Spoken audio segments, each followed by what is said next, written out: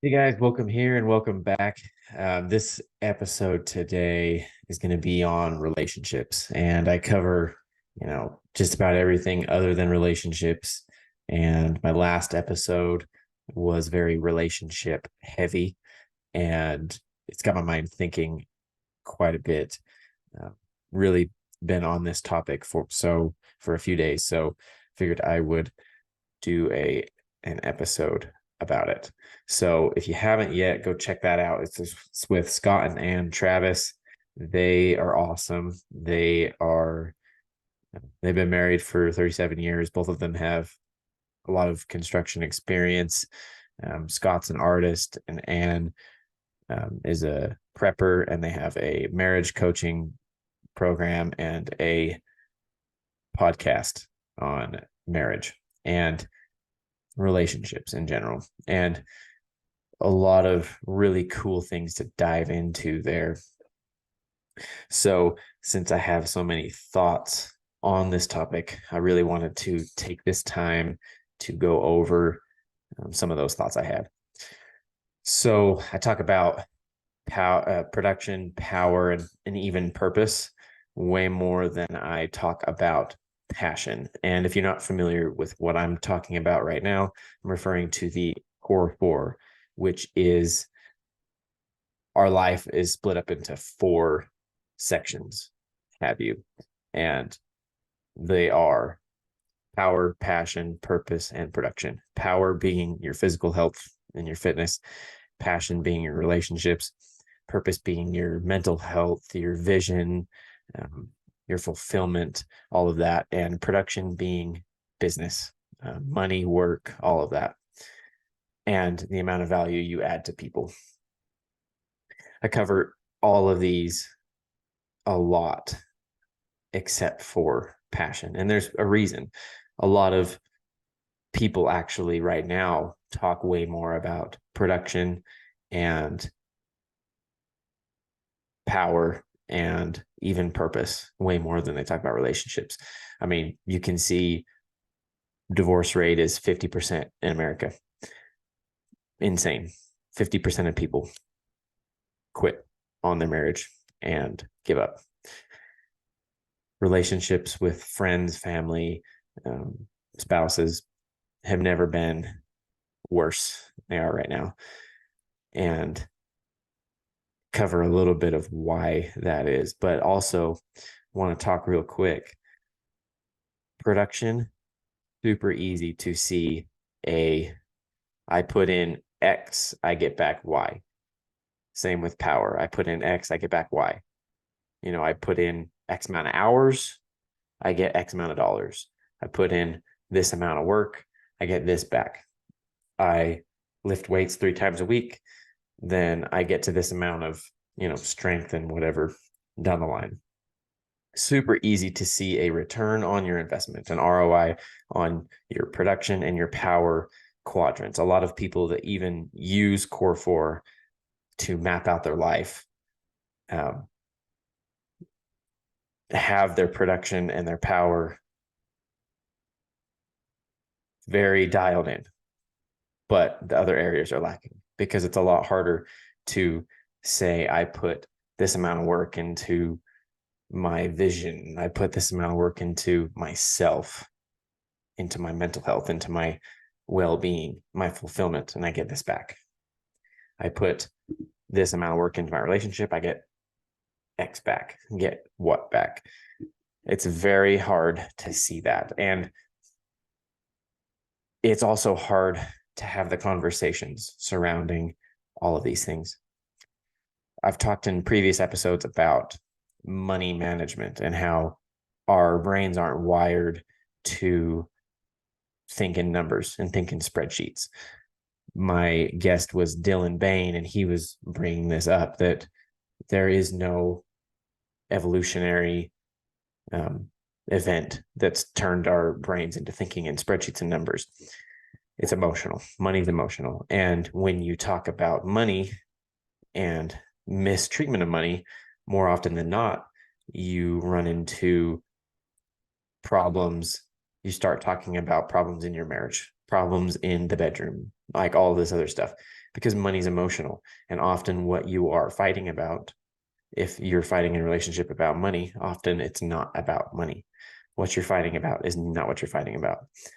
And this all comes down to a lack of communication, and not as easy to see gains on your return on your investment into your relationship. So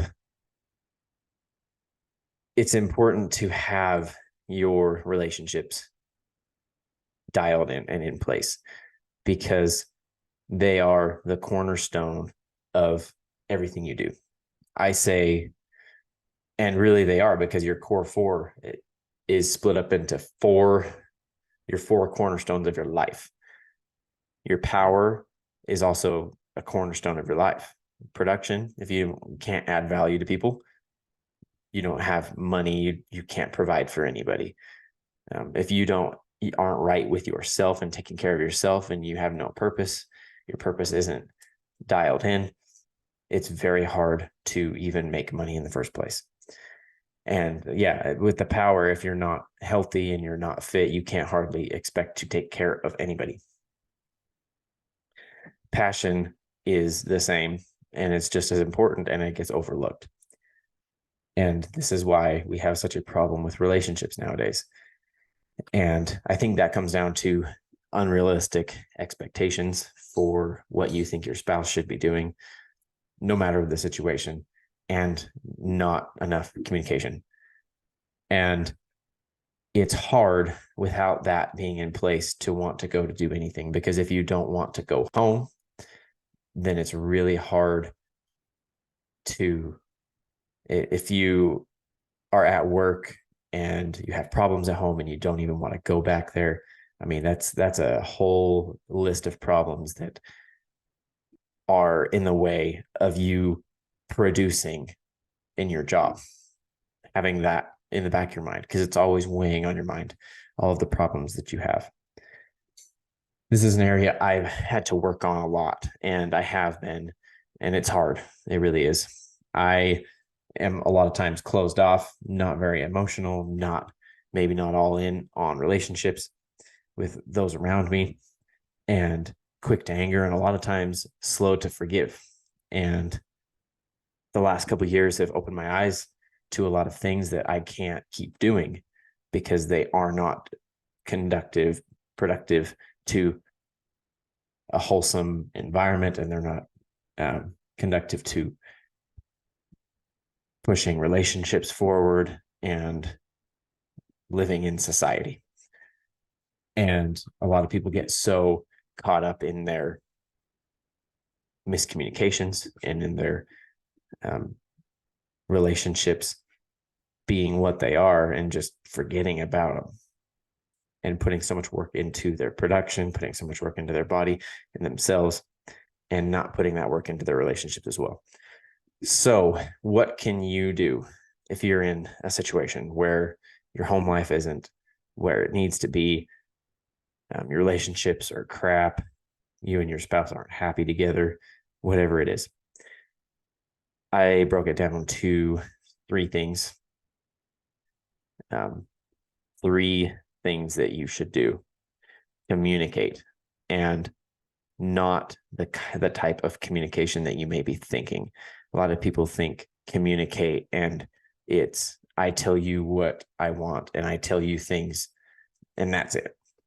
And we have this society, and you see it a lot on social media, where people are just saying things at people.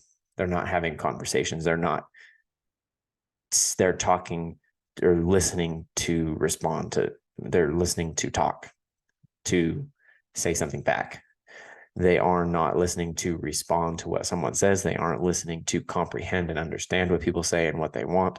They are just trying to say something. And I like the analogy that, you have two ears and one mouth, so you should listen and talk in that proportion. But it's not just listening.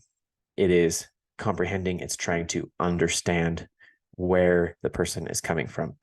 Because if you aren't thinking about trying to comprehend what they're telling you. When you're listening, all you're going to say and think to yourself is, that's dumb. Why is that the case? Why would you even say that? Why would you even feel that?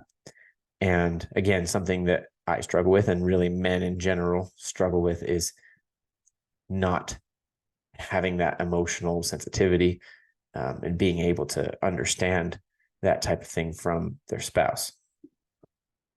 Number 2 would be become self-aware. And I would say this is one of the most important things you can do. Be aware of how what you do and say affects those around you. Again, something I have been working on. I'm very aware of how what I say affects people. And even if I may be brash and abrasive sometimes and to the point, and I don't think that that is hurting anybody or hurting their feelings or whatever, it does. And it doesn't make people want to be around you. And it doesn't make people want to be friends with you, be in a relationship with you, or even talk to you. If every time you talk, it sounds like you're angry, upset, not interested, all of the like. And I've always almost taken a pride in being to the point and only saying what's necessary, and it comes across completely different. And it depends on your crowd. It depends on who you're with. One of the most important things you can do is being self-aware. The last thing I'd say, get help.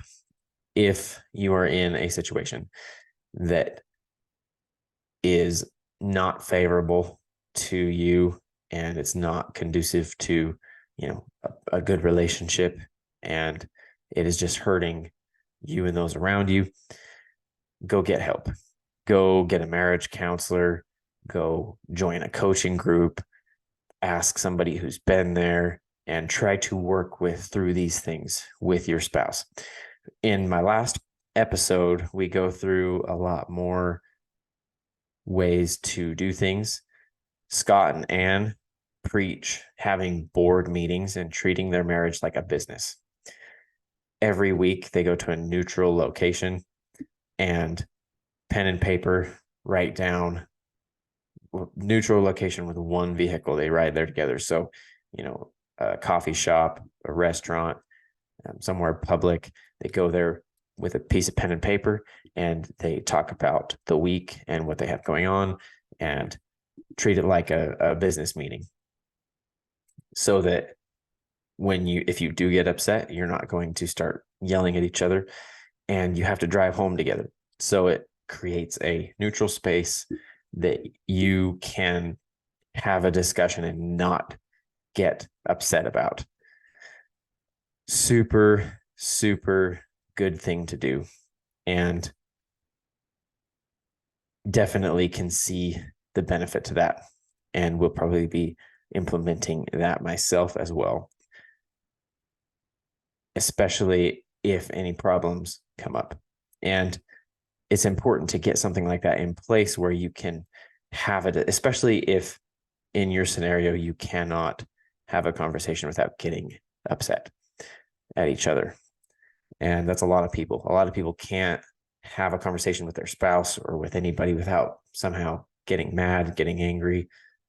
You're picking on me, whatever it is. We want to project everything that we have onto our family and our significant others instead of taking accountability for ourselves and seeing what they want. A lot of times it's not that hard.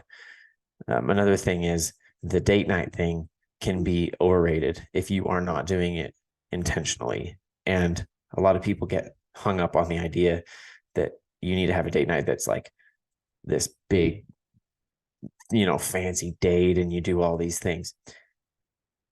It's about spending time and being with them, being together. That's the important thing. Being there.